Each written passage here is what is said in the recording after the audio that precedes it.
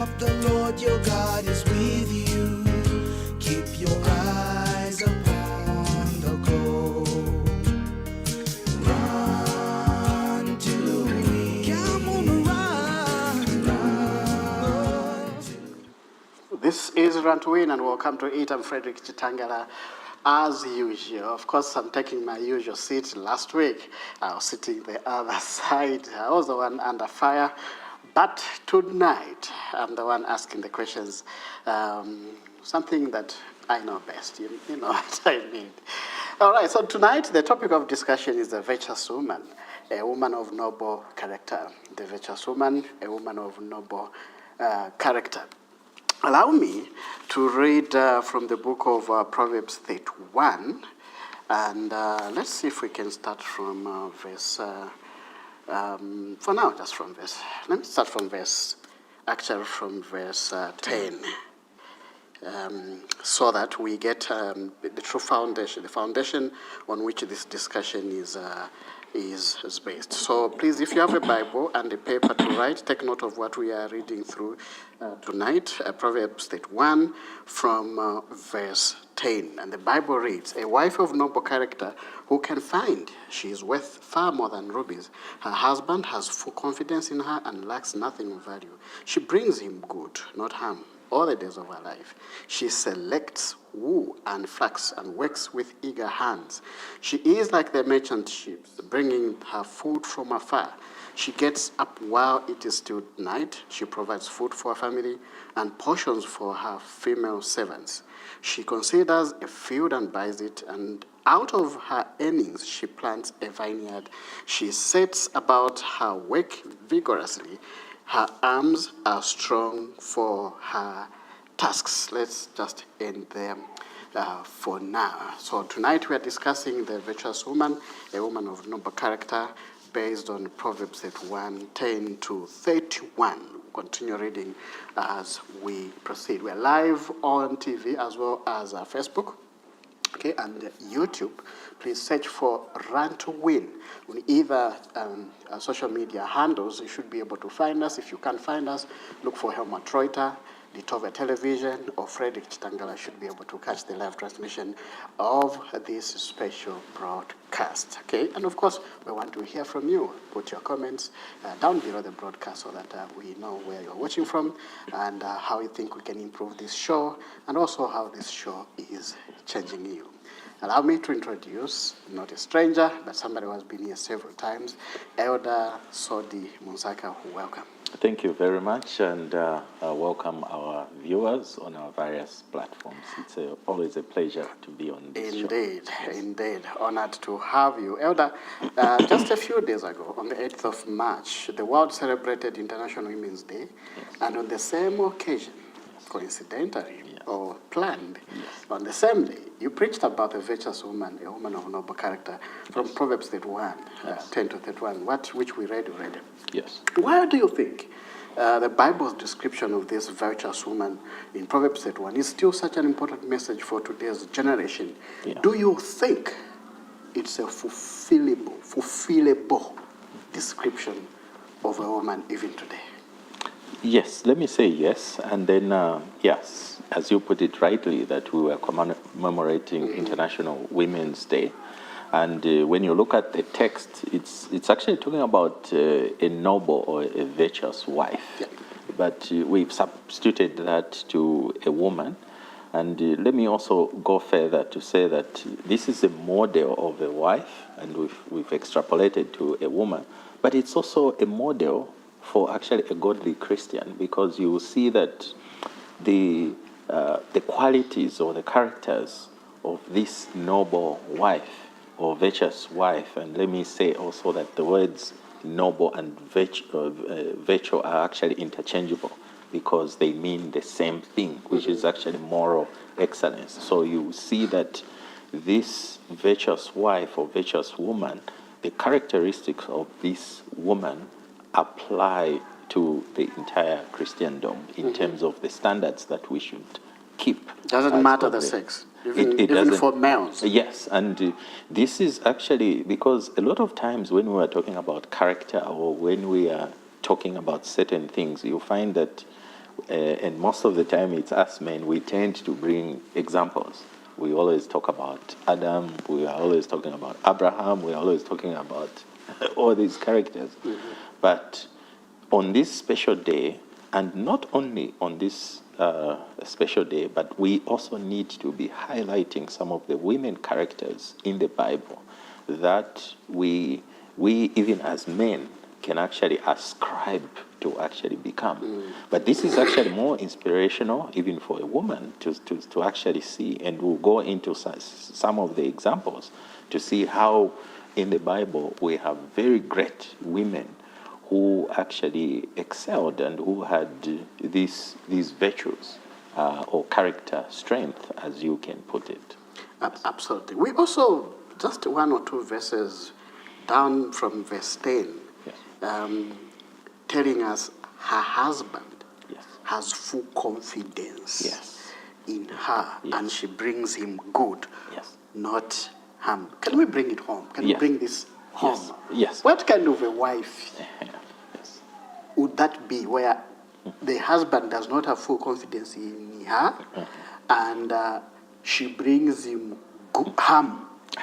Yes. Not good. Do we have such wives, and they still have a position called wife? Yes, they are there, and this is why a lot of men actually complain. Yeah. So when you look at the virtues of such a woman who actually is noble, they have to be honest, courage. They have to have kindness and wisdom.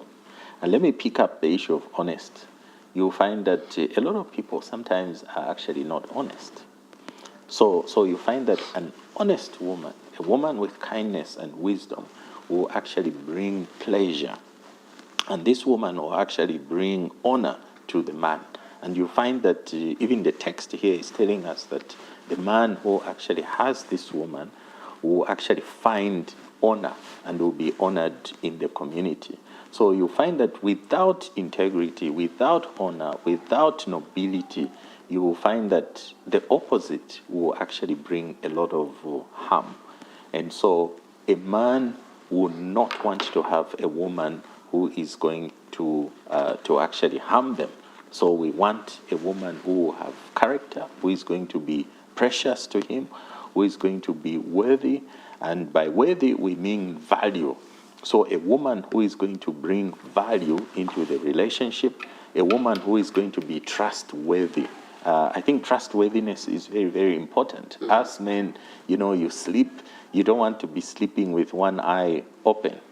How many times have we heard women stabbing their husbands? How many times have we heard women pouring acid on their husbands? So issues of trust are very, very important in the noble woman. Absolutely. You did mention the word integrity. Yes. Now, this is not a small word. No. We see it even in governance. Yes. How important is this? Yeah. So integrity is very, very important, and particularly in a marriage. Okay. So integrity, and we are kind of throwing all these women. Yeah. It actually starts. It's basically moral excellence. Integrity means trustworthiness. Okay. For instance, I think I mentioned that in the home, the woman is more like the manager. The man is like the director. But so the day-to-day running of the house is actually done by the woman.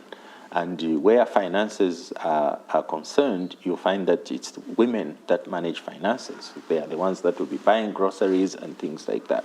So in that, integrity is very, very important. So integrity has to do with trustworthiness, how faithful the person has in their fiduciary duties. Again, that's another word I'm throwing, but basically it has to do with the expenditure, being honest. And as men, it's not that we should be asking for receipts and things like that. You should have a peace of mind that when you leave money at home, whether it's for a day or for a week or for a month, it's going to go for the month.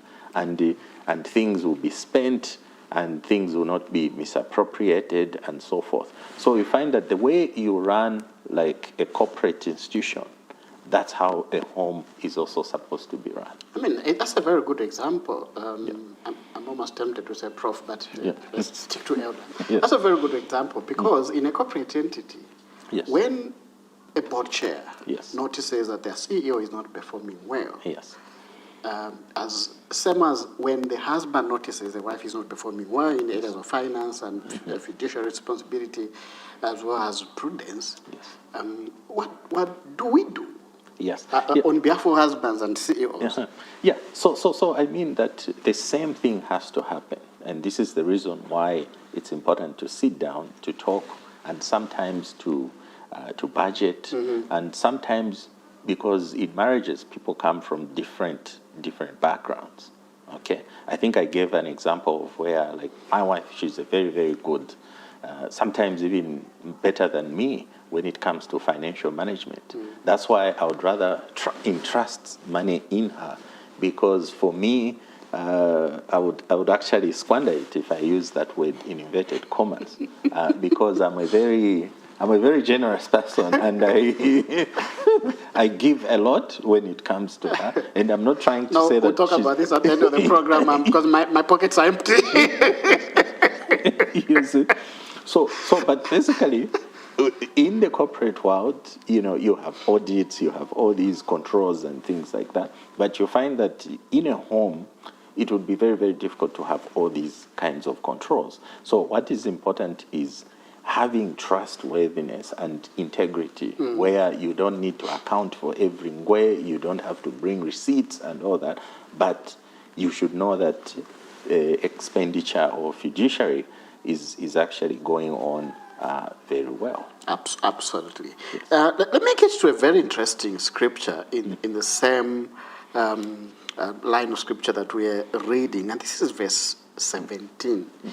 I'm not sure what the advocates for women's rights will say about this. Yes. She sets about her work vigorously. Yes. Her arms are strong for her tasks. Yes. Clearly, the Bible is against laziness. Yes. Among women, okay, just among everyone else. This vigorous kind of work and ensuring that your body is fit for the task. This is what it's talking about, isn't it? Yes. Yes. And actually, if you look at in African culture, our women folk, like if you go on the street, you see those women that are on the street. They come in the night like 04. They are there, they are carrying things, they are making orders, they are doing all sorts of things for the home. And where is the man? Men probably are somewhere drinking and things like that. So you find that, and here let me mention that in terms of provision, the primary responsibility for provision is on the man.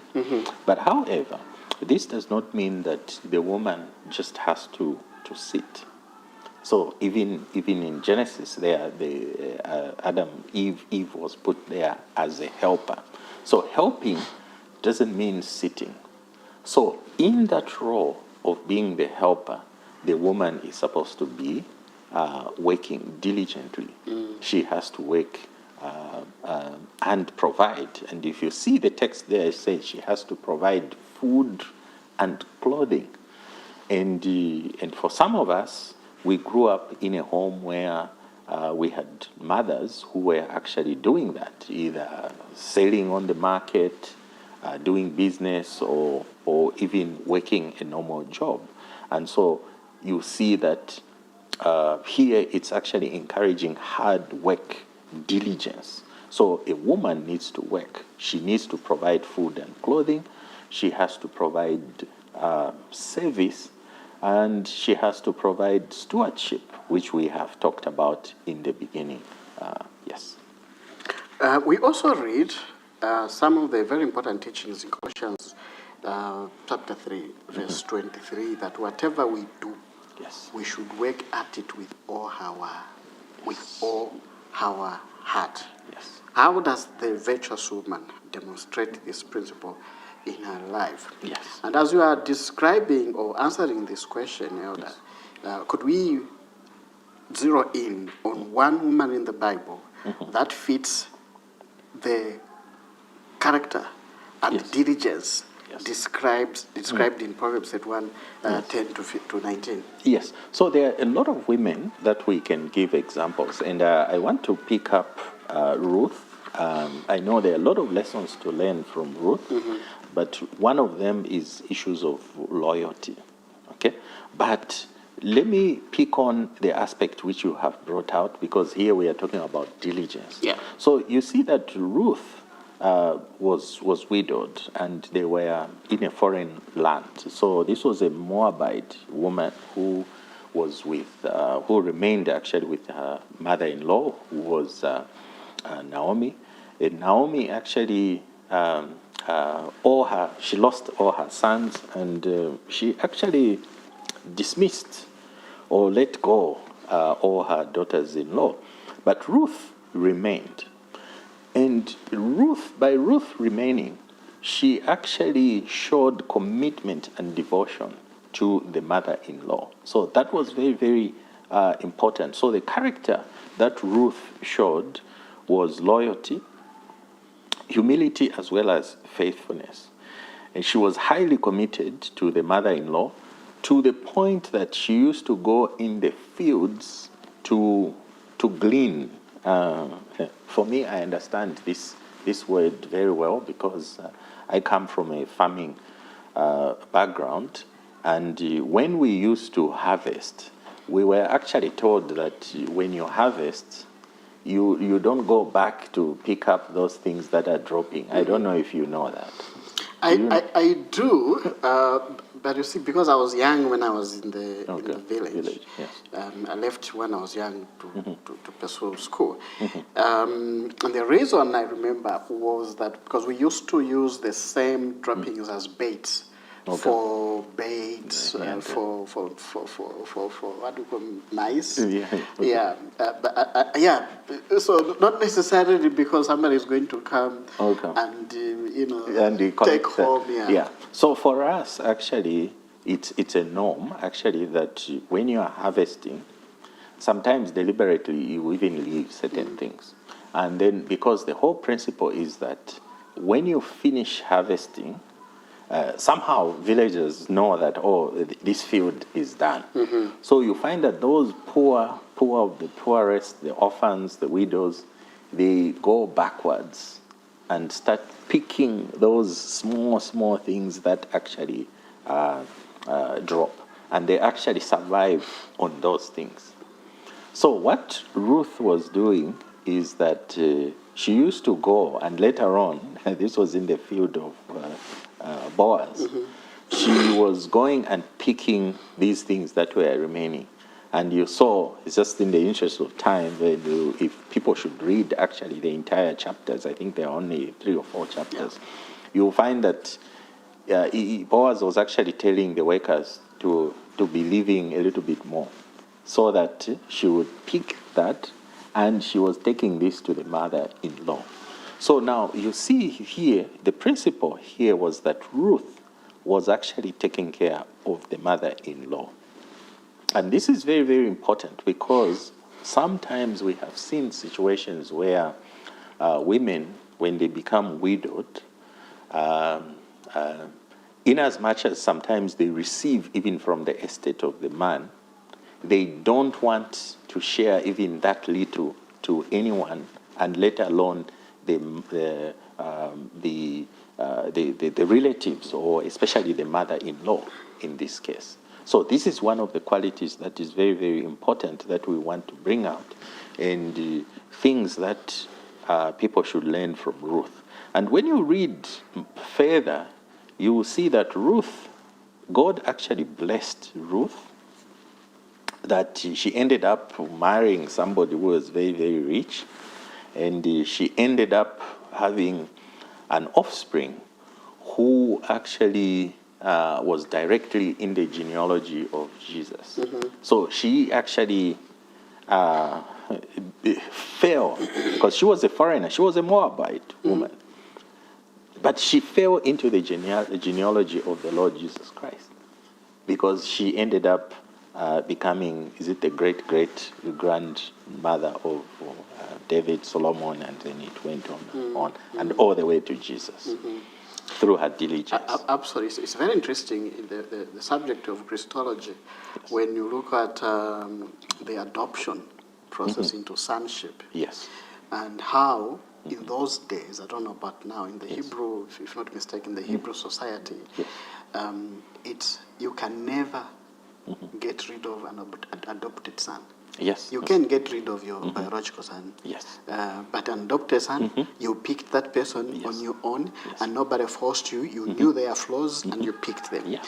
So the process of Ruth connecting with Naomi meant that she was now a son to this woman, meaning that she becomes now a member of the so-called household.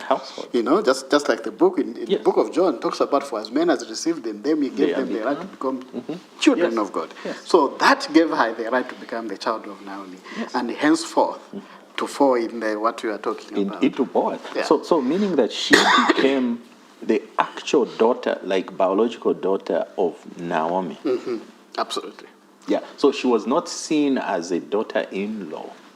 So that when Boaz came, so Boaz now became the son-in-law, because this Ruth was the daughter. Absolutely. So this is why even married women, no wonder even in our Zambian culture, a married woman calls the mother, you don't even say the mother-in-law, you say mother. Yes. Because she becomes your mother. And that's the significance here. Absolutely. Let's move on to another virtue, which is compassion. You know. Yes.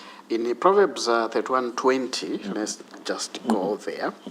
She opens her arms to the poor and extends her hands to the needy. Yes. She opens her arms to the poor and extends her hands to the needy. You know, there's something special about giving. Yes. There's something that happens in the spiritual realm when you start practicing the habit of giving. You know, no one gives and feels sad in their heart. No.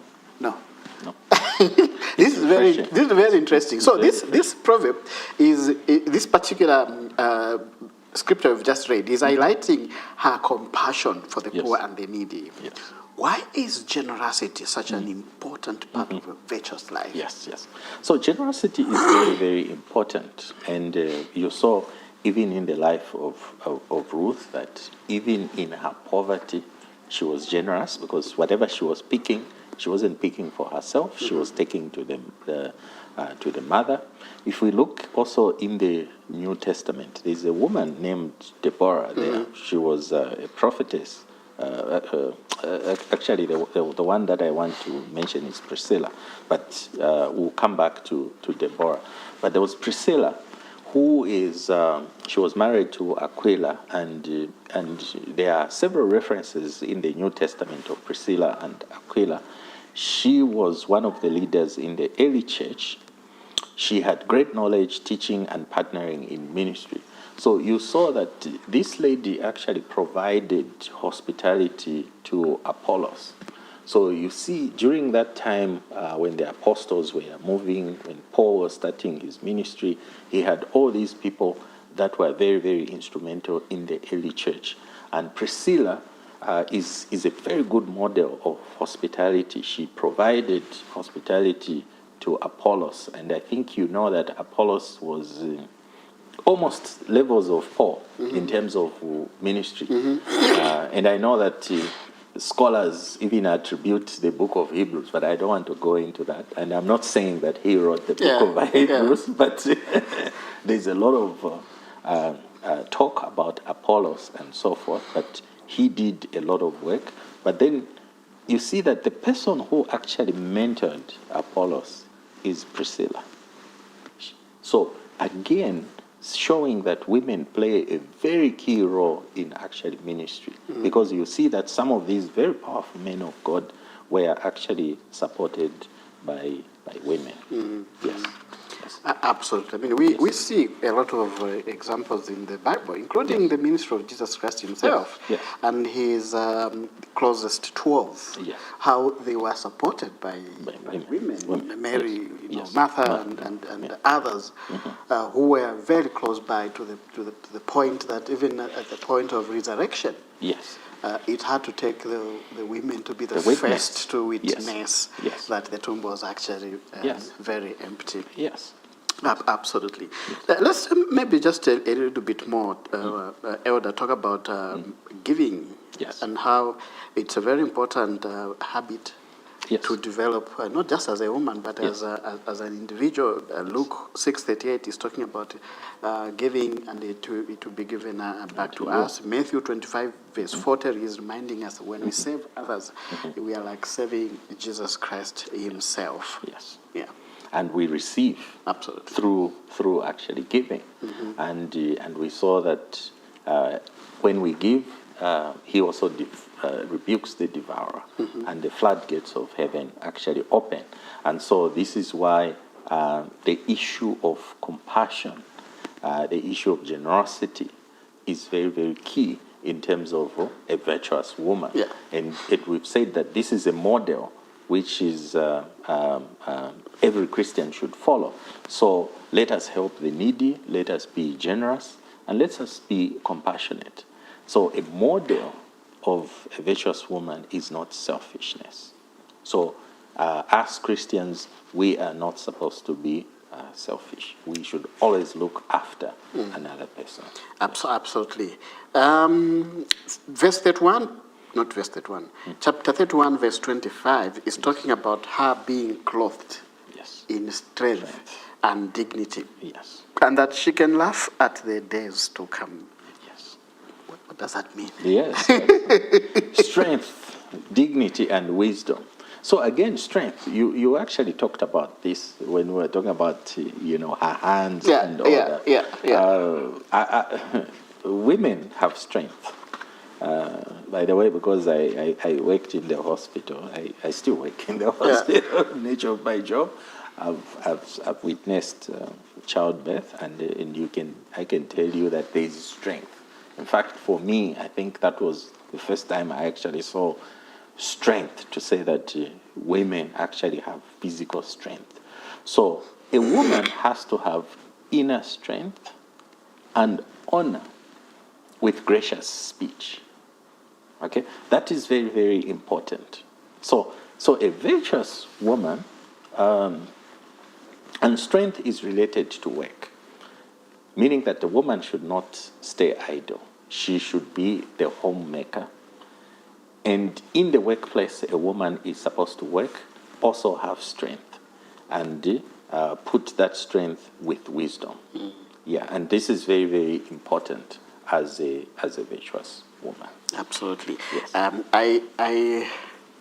I'm wondering, the last part of verse 25, which says, she can laugh at the days to come, what exactly means. Then I had to go to another language of Bible, which is Bemba. Verse 25 says, ena alikwata amaka, na abantu bonse balamuchindika. Kabiri ena akaba n'ensansa namunshiku shakuntashi. Meaning that she will even be happy even in the days to come. Yes. I think that's what the part of that scripture says. And that's joy. And And we can talk about Sarah also. She's a woman who was, and now we're talking about laughter. When she was told that she will have a child, you know her reaction? She laughed. So sometimes when I go back to look, and you know that there when she was asked to say, did you laugh? She said, no. I don't know. Maybe that's what she was laughing about, like it was very funny.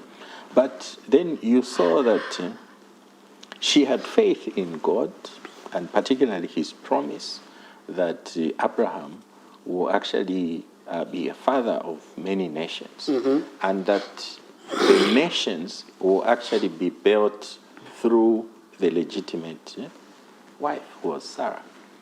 Of course, I know that both Abraham and Sarah may have misunderstood, and sometimes as humans we try to help God. Yeah. So they tried in their own human strength Yeah. to help God by having a child from another woman. But then we saw that in her old age, in God's timing, she was actually able to have a child. And we saw the birth of Isaac. The other thing that I also talk about when it comes to Sarah, if you go in the beginning when God told Abraham to leave the land, he did not leave alone. I think we always credit Abraham for having faith and for leaving the land. So Abraham left with Sarah. So meaning that same credit that we should give to Abraham for leaving the land to a land that God promised that he would show him, he actually moved with Sarah. We also talked about the aspect of the sacrifice. When Abraham went for a sacrifice, I think it was a long trip, I think even several days. He didn't sneak out, I'm sure. He must have said, We are going to offer a sacrifice. yes, and they prepared. And Sarah probably even helped probably in putting whatever they needed. If they needed water, food, whatever. She did not ask where was the sacrifice or anything. I don't know. And the Bible doesn't say anything about that. But to me, I'm now putting this, I'm actually putting her in the same line.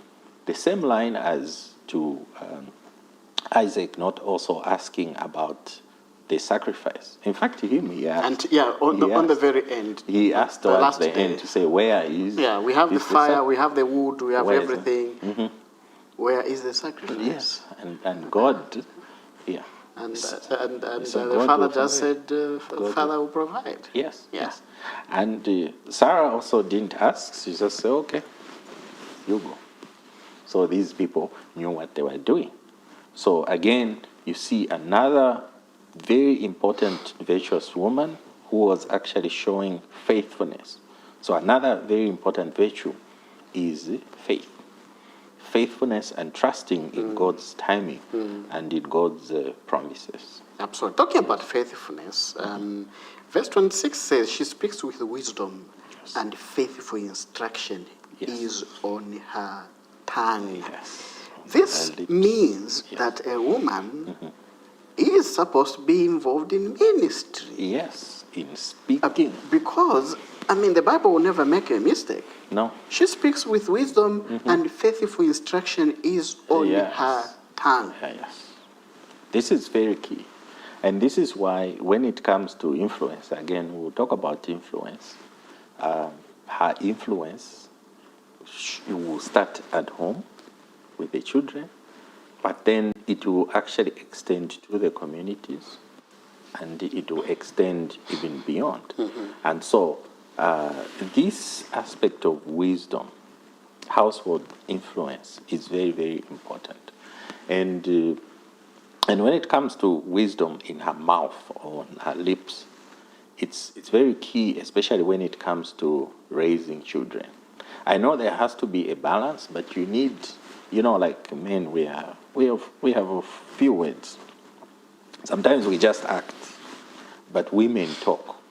And this is the reason why, like for me, in my house, the model of discipline is talking. My wife is always talking. She's always talking, and I've kind of come to accept that. The discipline I had when I was growing up, my father, no, it wasn't talking. It was physical. If you are referred to him, it was serious business. It was the belt. There was no discussion. It's the belt. The mother will talk where she feels. You get the belt. That experience. Oh my goodness. So Elder, in a world where words can easily harm, and we've seen these words harming actually, How important is it for people to use their speech to build, Yes. their speech to guide, Yeah. their speech to encourage? We are using speech right now Yes. to build, Yes. and Yeah. guide, and encourage. Yeah, yeah. Speech is very important. Remember that the power of life and death lies in the tongue.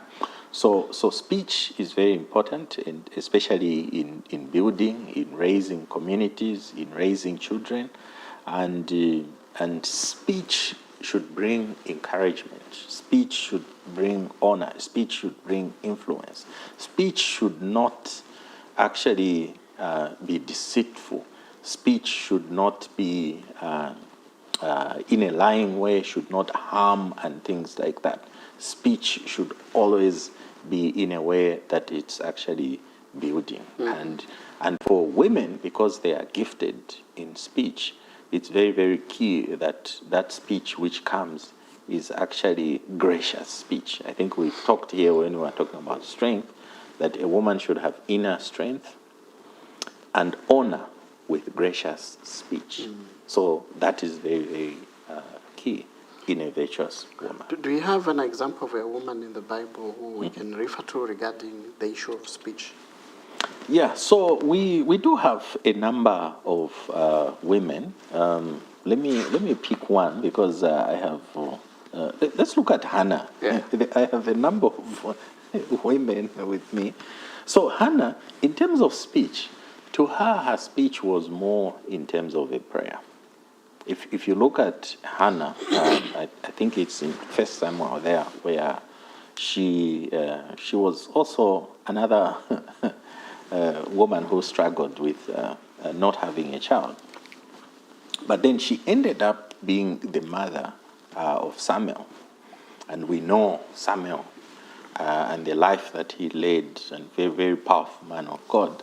So she actually was very prayerful.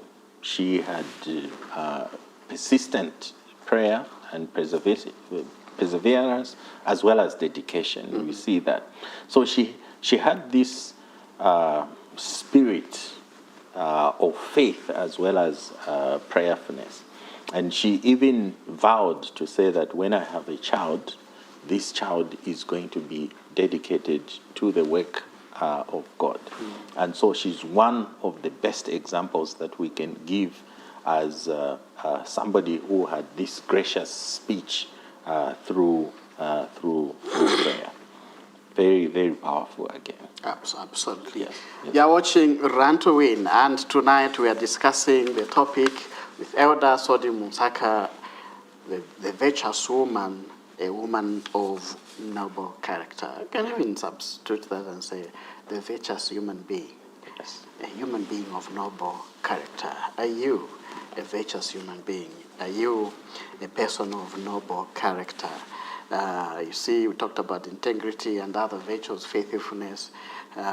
When you are left alone in a room, what is it that you do when nobody is watching you? Okay, so this is what we are discussing. Please, if you have time, go to our live broadcast on social media and type in your comment, your questions. We'll be happy to check that out. On the screen right now, you are seeing a QR code, okay? Now, that QR code, when you scan it, it's taking you right to very important resources from our church and from our media activities, Pastor Reuter's YouTube channel, Pastor Reuter's website, and other things that we do that are meant to build you. So right now, scan that QR code using your smartphone, and you will be on your way to enriching yourself with our powerful and abundant resources that you need on your daily basis. All right, so let's get back to, before I get to other scriptures, let me just read, we're still actually referring to a lot of Proverbs 31. Verse 27. He's talking about this woman who watches over the affairs of her household. You earlier in the beginning, you talked about this woman being more or less like the manager. This is the person who runs things. Yes. The husband is like a board chairperson who is a ceremonial head. Yes. It doesn't Governance. have executive functions in the home. Yes. It's the woman who has these executive Executive functions. And this is why she needs to really take up her role. Yes. I've seen these in Indian movies. I don't know if you have watched Indian movies, where the woman really takes a very, very leading role. Yes. And they put them together. Yes. And they get this woman to be the leader, and then she starts training these other young women who've just been married and all living in one big house. In one big house. Yeah. Yes. And that's how it is. So that's what it's supposed to be. So the man as head, you are more like looking at governance aspects. And then when it comes to the woman, the day-to-day function, the executive functions, meaning the day-to-day, the main business, has to be run by a woman. And because this is a huge responsibility, and so it requires a woman to be actually virtuous, to be knowledgeable, to have skill and competences to actually do that. And this is very, very key. And you've given a very, very good example there. And you find that a lot of homes actually break down because of women who actually abdicate this role. And this is important. And I know we live now in the era of maids. It's important that even when there's a maid in the home, the maid is more like just helping, not where the maid starts managing, starts making decisions and basically starts managing, playing that executive role. Then you find that it means that the woman is abdicating those roles. Absolutely. And it's very, very key. And in situations like that, you see a husband withdrawing, Yes, increasing the distance between himself and the wife. Yes. Because the moment he realizes that the looking good is being complimented for at work, is not because of his wife, but because of the maid. Yes. And even the eating, the body looking smooth and well-rounded up is because of the maid. Yes. He starts thinking twice, what's going on What here? is going Is on? this really my wife? Yes. Because if people are complimenting me, they are indirectly complimenting my wife. But My she's wife. not the one responsible for my Responsible looks. for you. So, and this is the reason I'm glad we are doing this. Women are watching. Yeah. And so I think it's very important that they make sure that that role, they are actually playing that role and not a maid in the house. Because we did read in Proverbs 31, verse 23, about this husband being respected in the community. In the community, when he's sitting in the among other elders. Let's just go there again. It's because of that. It says, verse 23, her husband is respected at the city gate, where he takes his seat among the elders of the land. Why? Because of the kind of woman that is in his household. Yes. Have you walked out of the house trying to walk, and sometimes your wife calls you to say, not that shit. Yeah. Or, no, take off that shit. No, let's iron it. No, that trousers doesn't match with what you are wearing. No, those shoes, no. Buy another pair of shoes. So if those things are not coming, then we are in trouble. Verse 28 says, her children arise and call her blessed. Yes. Her husband also, and he praises her. Yes. There definitely must be a reason for children, for children to do this, for the husband to do this. She must live up to the task. Yes. And this is the reason why, for some of us, it's now that we are actually saying this to our mother. Yeah. We didn't say that when we were growing up. No, she's tough. No, she's this. No, she's this. So it's now that we are seeing it. Okay. And I wish we saw this. Okay? Yeah. So now you see when a virtuous woman is taken care of. And this is the reason why, again, let me point towards sometimes there are men who raise children on their own. Why? Maybe they lost their wife, or maybe there's a divorce and things like that. And this is why also divorce is not good, is because there's a certain role that a mother plays in raising both a boy and a girl. So for instance, a boy who is raised just by a single father. There are certain things that they will not pick up. And you'll find that even in their relationships, they may even struggle. Because some of the virtues that are taught, I gave an example where most of my mentors were actually women. And even my boss, when I was head of department, was a woman. When I became dean, my immediate boss, the vice chancellor, was a woman, and things like that. My PhD advisor was a woman. So there are certain things that are actually picked up from women. So when it comes to raising children, it's very important to know that both men and women have to play a role. There are certain aspects that have to be transferred from men or the father to the children, and certain characteristics that are supposed to be passed on from a woman to the children. This is very important. And so you'll find that in this modern age, you have children who are brought up by a single parent, either a mother, and in most cases it's a mother, but sometimes in rare circumstances, a father. It means that they will lack those characteristics that are coming from the woman. Sometimes, especially people who are brought up by single men, they will lack this empathy that we have talked about, the gracious, the speech, the gentleness, and all these attributes that are coming from the noble woman. And this is again why we are emphasizing that these characteristics are not only for a woman. These characters have to also be passed on to a man. Absolutely. These are characteristics for godly living. Absolutely. Talking about passing on characteristics, Titus 2, verse 3 to 5 reads, "Likewise, teach the older women to be reverent in the way they live, not to be slanderous or addicted to much wine, but to teach what is good." Then, verse 4, "Then they can urge the younger women to love their husbands and children." Yes. So very key.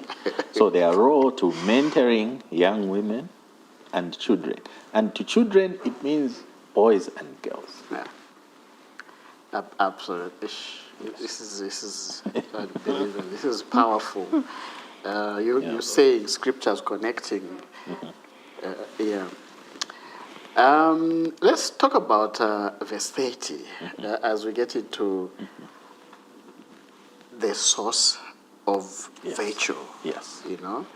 Verse 30 is talking about charm being deceptive, and beauty fleeting. But a woman who fears the Lord is to be praised. So we are not really talking about the fact that beauty is, to beautify yourself is wrong. Yes. No, we are talking about what is really important. What is important to you is your focus just on how you look outwardly, but inwardly and character.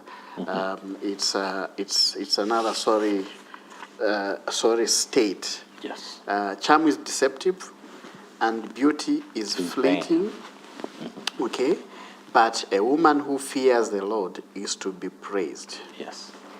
Yeah. So again, this is very, very important. Yeah. So when we look at the source of virtue, I think this is very, very clear that the fear of the Lord is the foundation of virtue. So when it comes to men looking for virtues, and we talked about this, that men, we tend to be visual and to look outwardly. And so when we are attracted to a woman, we are seeing beauty, we are seeing charm, and we are seeing all these things. And we are reading there that charm is deceitful, beauty is vain, but a woman who fears the Lord shall be praised. So her works bring her honor at the gates. And so this is very key, that the fear of the Lord is actually what is actually bringing this virtue. And so meaning that for a woman, the inner beauty, sometimes when what we are calling the inner beauty, it's this same fear of the Lord.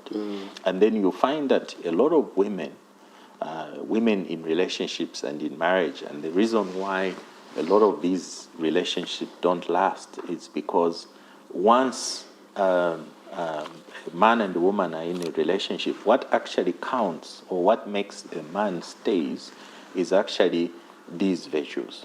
And so if these virtues are not coming, if there is no fear of the Lord, then these virtues are not forthcoming. So this is why this is very, very key.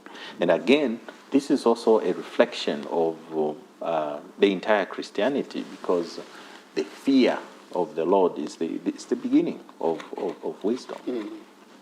And that's where everything actually begins. It's actually from fear. Absolutely. Yes.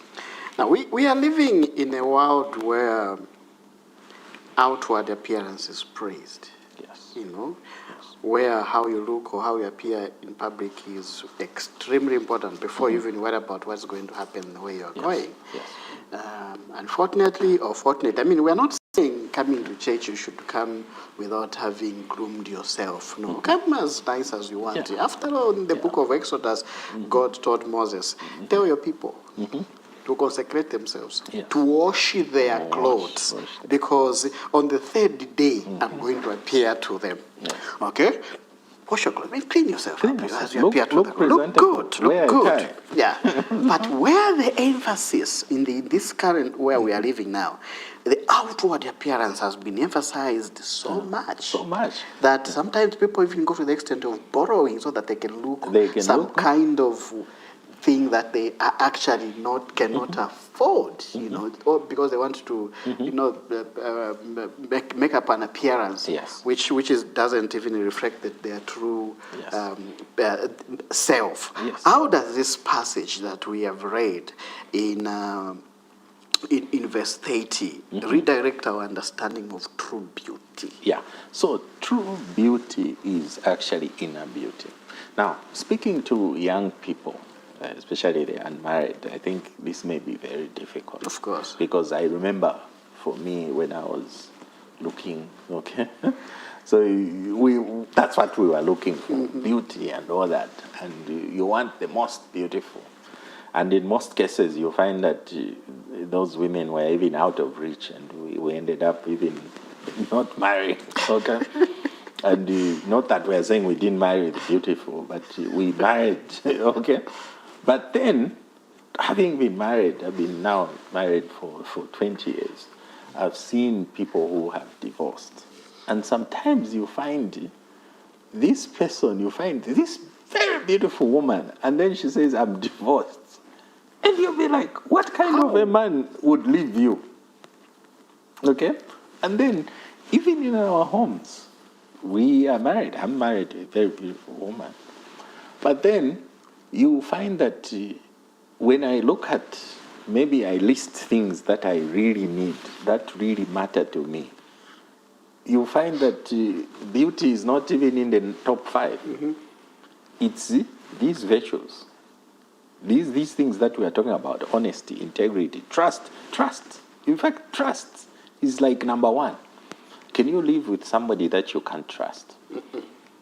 Somebody who you can't sleep and leave your wallet there. Or you can't leave her alone. You can't leave her alone. Some of us, I go out of the country for a month. So if you don't trust her, then you come back. If she doesn't trust you. Yes, if she doesn't trust you. 1 month, boss. 1 month. I've been, I think the longest I've been is 1 month. But then I travel. Almost every month I go somewhere out of town or sometimes out of the country. So if there is no faithfulness, there is no trust, okay? There is no favor, there is no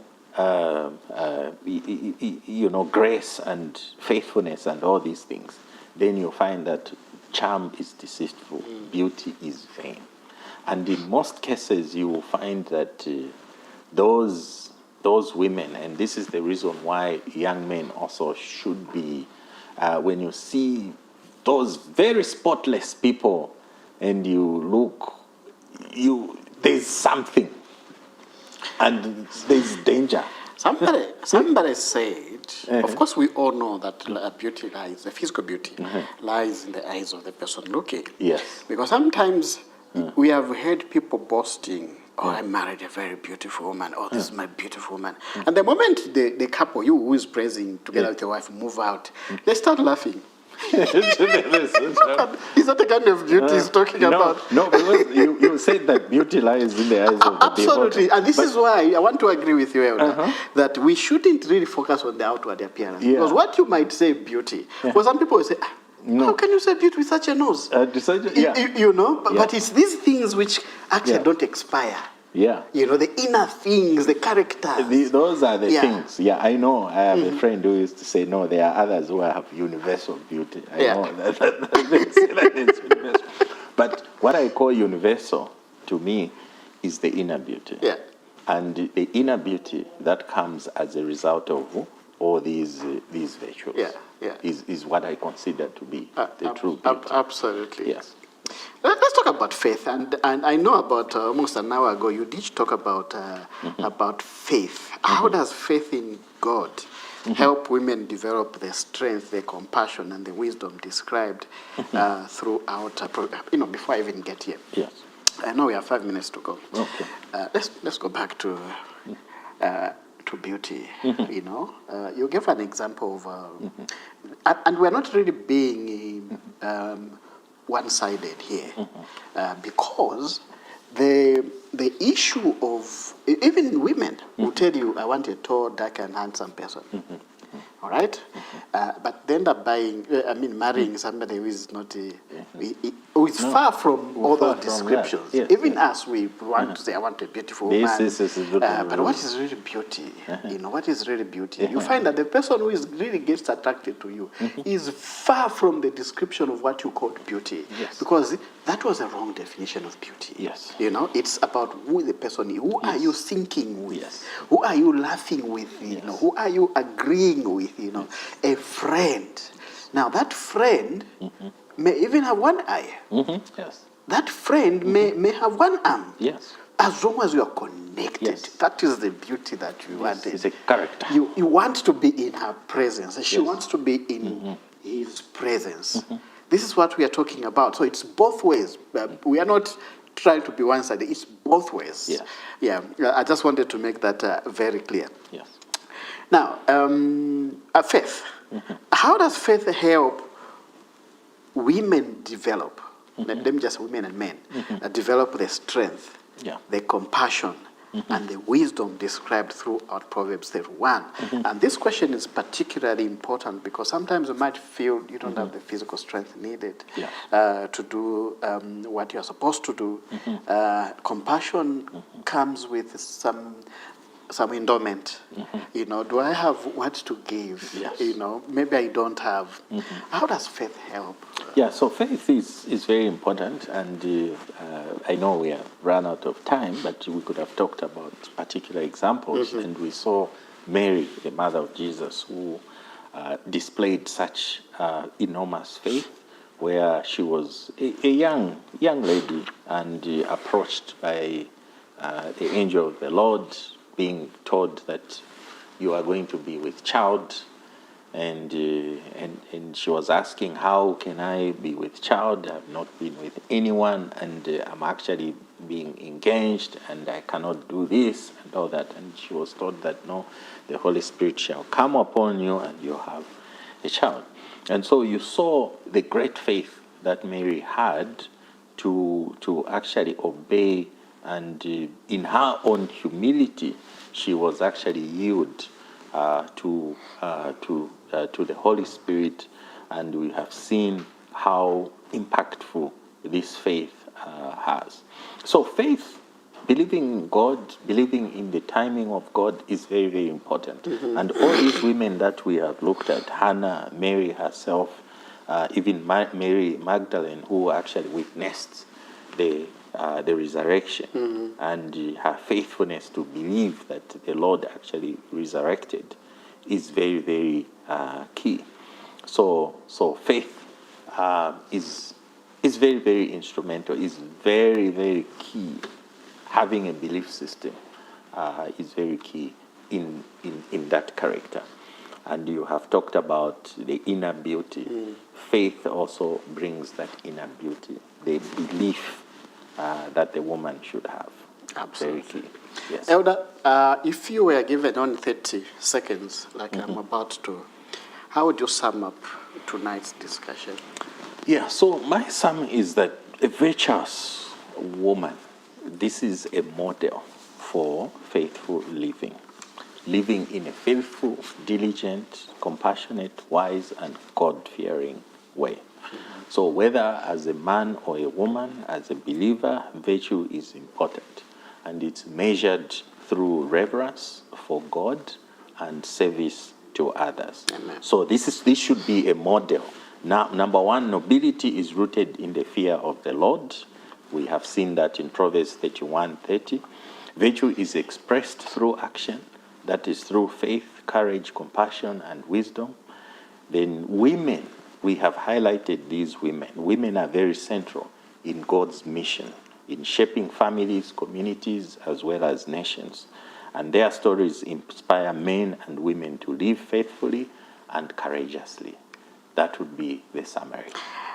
Elder Sodimo Saka, thank you so much. A pleasure. There you go, viewers. We have been discussing the topic, the virtuous woman, a woman of noble character. I don't know if I mentioned this, but there's a phone number on the screen. Call that number. Somebody is willing right now, is waiting to listen to you, and he is waiting to pray with you. He's waiting to answer some of your questions you may have on tonight's discussion, as well as on the discussions we've had before. Call, and we will be very happy to pray with you and help you to discover this saving knowledge of Jesus Christ. So this ends our discussion on Run to Win on the topic that we had tonight. Next time you see us again, it will be another interesting topic. But please remember to scan that QR code, okay, on the side there. Okay, that QR code there. Scan it and you have access to unlimited resources from Pastor Reutter and our church and our media activities that we do at Go Center. Be good and be responsible. Bye-bye.